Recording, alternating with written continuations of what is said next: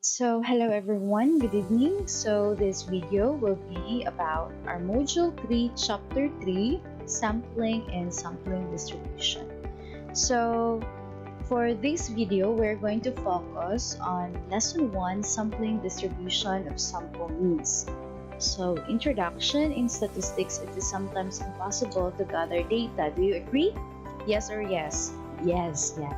From the entire population or collection of objects being examined in the study, but through the use of samples or representatives or known as respondents of the population, researchers get a clear picture of the whole group being studied. The method of getting samples is called sampling. Again, the method, remember the word here, the method here, the method of getting samples is called sampling, okay?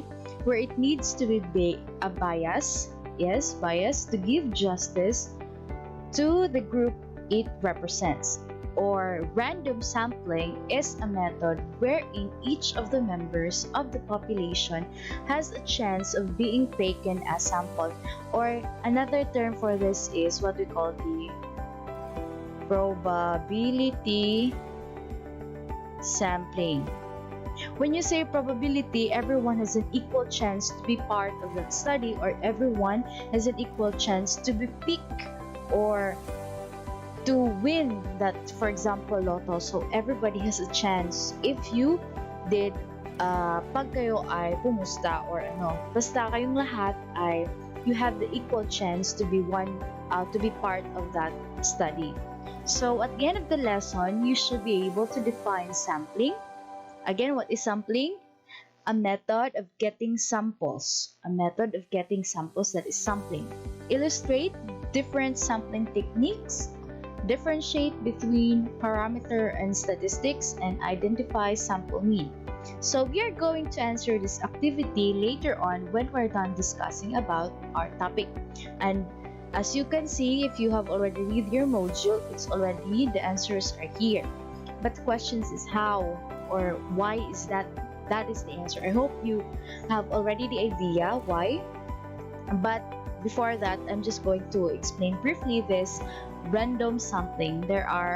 We have 1, 2, 3, 4 types of probability sampling here, or the random sampling, which is you have an equal chance. So remember, there's also a non-probability sampling wherein you have the choice to choose who is your respondents. So that is a non-probability sampling.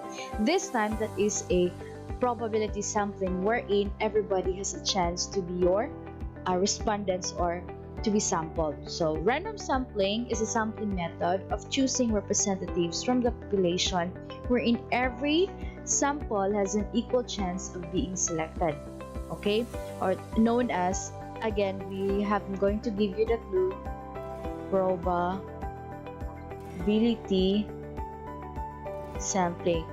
I will be going to discuss to you the another video about non-probability sampling, which is very useful for your next semester topic, which is the practical research. Okay, so we are just going to focus here the probability sampling. So first is a simple random sampling is the most basic random sampling wherein, this is the first one, wherein elements are usually represented by a number that are written on an equal size and shaped papers, and then selection of samples is possible through what? Lottery method. This is very well known when you are doing a getting your respondents. Drawing a number of paper is based from the desired number of sample. Example here, very familiar example is when you have a Christmas party, diba? Of course, if you have gifts with you, you are entitled or you have a chance to pick those numbers who will be your manyanita, manyanito. So that is an example. Okay? So you are going to pick. So those students who have their gifts with them, then you have a chance to pick your own who will be your manyanita and manyanito. Okay? So that is an example. You are not just going to choose who you want to be your manyanita, but you need to make a lottery, or you make to pick a number for you to have your manyanito and manyanita. So this is an example of a simple random samplong. Okay, so this is an example, this one. Okay, so steps to conduct simple random sampling. Of course, make a list. Say for example, STEM, all STEM students from section 1 to 4. So you list all the students there. Okay, so each student, example, Joanna. Wait, example, Joanna, that is 1. Suppose we have 100 students. So you need to prepare 100 students na if you send a small paper, then you're going to write 1 there, and then you're going to roll it, okay? Then you put it in a cup, and then you just pick. Say for example, nabunutan ko yung si number 1. So meaning, one of the respondents or one of the sample is Joanna. So si Joanna ay magiging respondents ko na. So next is pipili na ulit ako. Say for example, 20 respondents lang yung kailangan. So I need to pick 20 times to sakap na yung may mga numbers from 1 to 100. Say for example, unang nabunot ko is 1, followed by number 23. O yung number 23 na students, that is my second respondents. Again, hanggat magiging 20 respondents. So that is an example of simple random sampling. Lottery, bunot-bunot. So from here, example ito, gawin natin to. Example, this is 1, 2, 3, 4, 5, 6, 7, 8, 9, 10. You do not need to draw, just get their names and put number 14, 15, 16. Design for example, tapos tatlo yung needed natin na respondent. So, gagawa ako ng papel, tapos I'm going to number it from 1 to 16. So, bubunot ako ng 3 times. Say for example, unang bunot ko is number 3, number 4. So, ito yung si number 4. Patas pangalawang bunot ko is number 16. Tapos, pangatlong bunot ko is number 2. So, those 4, 16, and 2, those are my sample or those are my respondents para sa study ko ito. So, again, itong 16 na to has an equal chance to be part of the study. So, due to lottery method, simple random sampling, we did that bunot-bunot because that is how to have those simple random sampling. Okay? I hope you got the steps on how to use a simple random sampling as your random sampling technique. So, pag-choose ng respondents nyo. Clear ba? So, if you have questions, you just comment. Okay, systematic. Let's have the next one.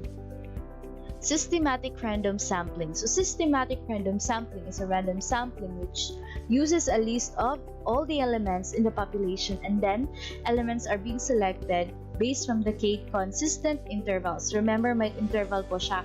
Kaya po siya tinatawag na systematic kasi may system po. Kasi may constant po kasi, may consistent po. Later on, I'm going to discuss this to you. To get the kth interval, divide the population size by the sample size. Say for example, gawin natin to example. Di ba ito bunot-bunot? Ito naman is, para makuha natin yung k, we have the formula big N over the small n. Ang big N po is your population. Okay? This is your population. And then, the small n po is the number of sample space or sample size. Divide the population size by the sample size. Say for example, ito, tatlo yung kukunin natin. So, this is your sample size. Okay? Let's have your substitution. So, your n population here is 16. Tapos, yung n natin is 3. So, 16 divided by 3 is, what is 16 divided by 3? Again, what is 16 divided by 3? So, 16 divided by 3 is 5 point, wait, no, here. That is 5.33. So, this is your K. Again, this is what you call the consistent interval. Ito po yung tinatawag natin na interval. So, ano po ba yung gamit niyan? So, ang gamit niyan is, say for example here, so, you need to choose kung anong number kayo magsisimula. Again, 3 nga na respondents is kailangan natin. So, first is, you're going to pick first who is your first one, or you can start it here. So, meaning, or you just, this is approximately 5. Okay? 5 ha? Kasi wala kasing decimal places dito, kaya approximately 5. So, you're just going to count by 5. So, say for example here, my starting point, yeah, you can just choose your starting point. Pwede din kayong simple random sampling. Pumili muna kayo ng una. Say for example, pag unang nabunot ko is number 3.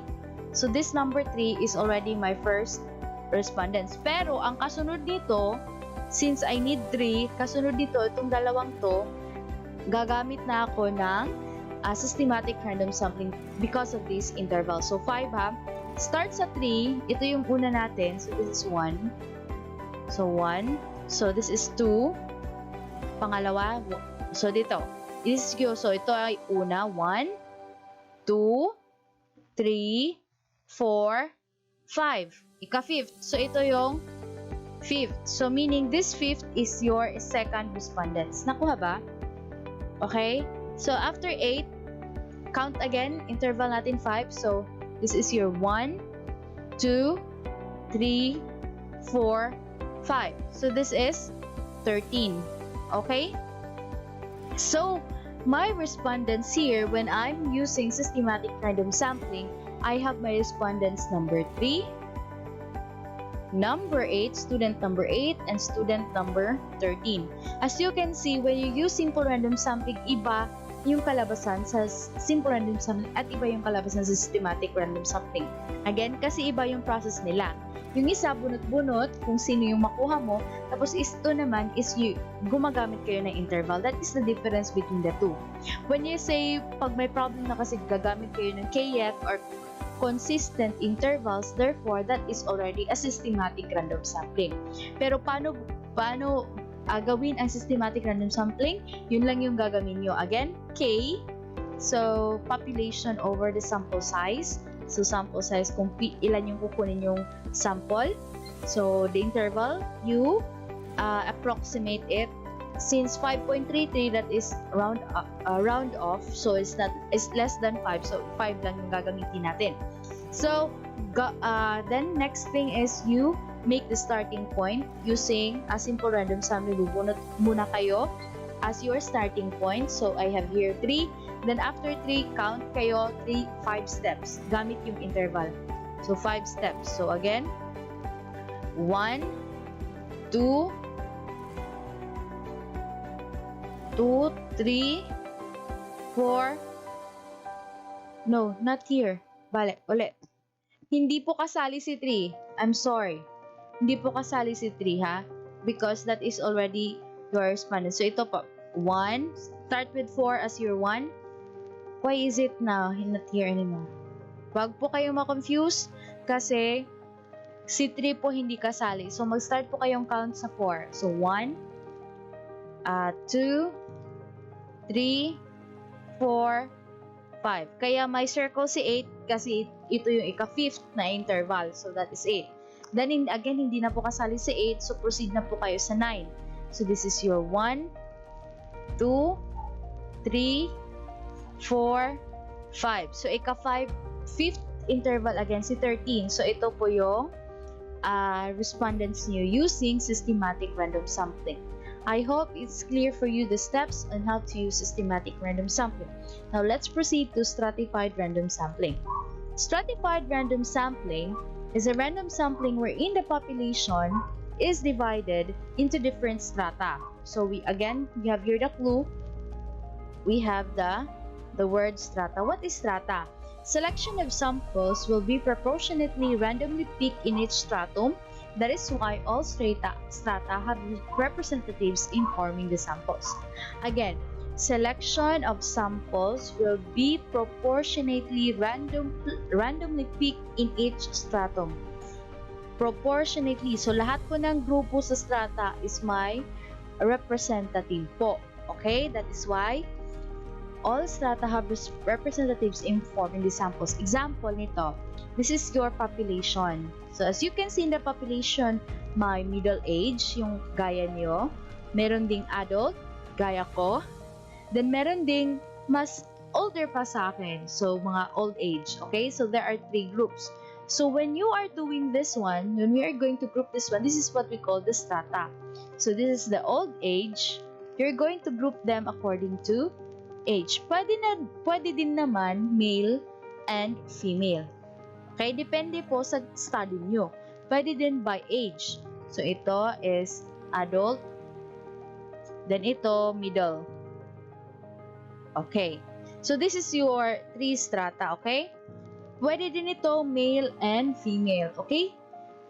So each strata po nito, gaya po ng binasa natin, each strata po is my respondents. So once you already have your strata, you already have the old age group, you already have the middle age group, and adult group, pwede po kayong pumili. It's either you're going to choose simple, random sampling, or you're going to choose systematic, random sampling. Okay? So say for example, 20 yung kailangan nyo. So ang 20 is hati-hatian po ng old age, adult, tsaka middle. Okay? Say for example, say for example, 20 ito, tapos 20 divided by 3. What is 20 divided by 3? So mga 8. 3 times 16. 3 times 6, no. 3 times 6 is 18. My God. 18, 19. So, may apat, tsaka, wait, apat, 6. 6, yes. I'm sorry, 6. 6, that is 12. Tapos, 8. Yeah, tama ba? 6, 6, 12, 8. So, pwede din itong 7. So, dalawang 7, tapos may isang 6. Okay? So, paghati-hatian to, dalawang di man kasi pwede mag 7.5. So, 7, 7, 6. So, those are your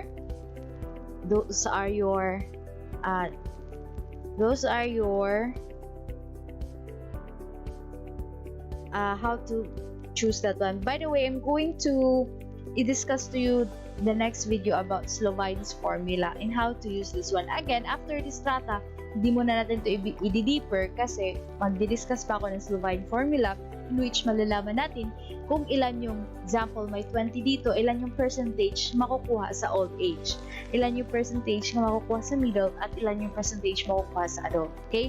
So, I'm going to discuss that one to use the Slovine formula later on this video. On the other video rather. So again, you have to choose. It's either simple random sampling or systematic random sampling.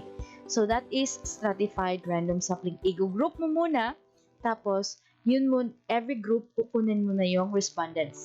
Okay? Kung sa, say for example, sa senior high naman yung pag-uusapan natin, example, when I said my study is about senior high school, so I can group that one into grade 11 and grade 12, diba? Grade 11 and grade 12. So after grade 11 and grade 12, pwede ko pa rin mag-group by strand. Pwede STEM, okay? Pwede UMS, alright? At pwede TVL, ganon. Same thing sa 12, we have STEM, we have UMS, and we also have TVL. So ito yung mga group nila.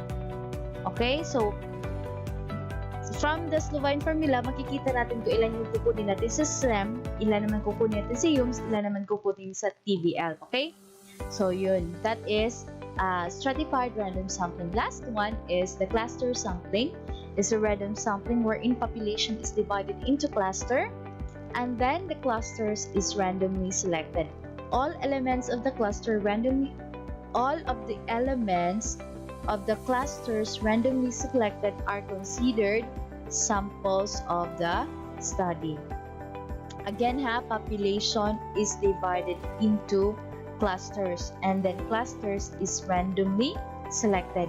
Hindi po, ito po yung difference ng stratified sampling and cluster sampling. So as you can see dito, sa stratified random sampling is, example, this is your group A, group B, group C. So each group po, meron po silang kanya-kanyang representative. Suppose here, si A, may dalawa siya, si B, dalawa rin, si C, dalawa rin. So lahat ng grupo sa stratified random sampling is may representative siya. Pero sa cluster is, mamimili ka muna ng cluster before po kukunin yung sample. Say for example here, we have 1, 2, 3, 4, 5, 6. So ito yung cluster natin. So bubununutin natin, or you can use simple random sampling or systematic, or prefer dito ang simple random sampling kasi nag-cluster lang. Maliit lang yun. So ito po yung nabunot niya, 2 and 4. So meaning, the group 4 is already your sample. Yeah, that is already your sample. The 1, 3, and 5, no need na to get respondents because it's not in your, hindi po siya napili. Yung 2 lang at saka yung 4. Clear ba? Example, let's have this one. Diba ito yung stratified random sampling natin? Each stem is may kukunin. Pero, kung cluster naman, gagamit tayo ng by section. Example, stem 1, 2, 3, 4. Say for example, ang napili is ito lang, tapos 4, ito lang yung kukunan ng sample size. Okay? Ito lang yung kukunan ng respondents. Hindi po lahat ng stem is kukunan. So that is cluster. Okay? Grupo kasi yung pinipili, hindi po tao. I hope it's clear to you the difference between stratified random sampling and the cluster. So here, a researcher writes the name of the student. The piece of paper mixes the papers in a bowl and draws 7 pieces of paper. Of course, as what I have discussed to you, that is a simple random sampling. Sige, simple randoms. Even if you're not going to read the interpretation or the discussion about this one, you can see or you can say that is already simple random sampling if you have listened very carefully in this video. Next, a researcher selects the clue there is every 7 students. So every meaning consistent interval. So therefore that is a systematic random sampling. Remember the clue, okay? Next, a researcher tells the class to count off and then select those numbers that are multiple of 7. Again, multiple of 7. Still, there is already consistency.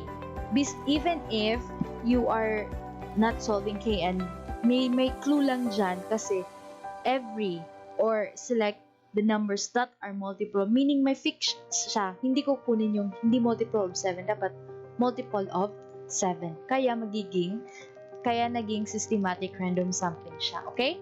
Next, a researcher separates the list from boys and girls, then drawn 7 names per each gender. So as you can see here, boys and girls.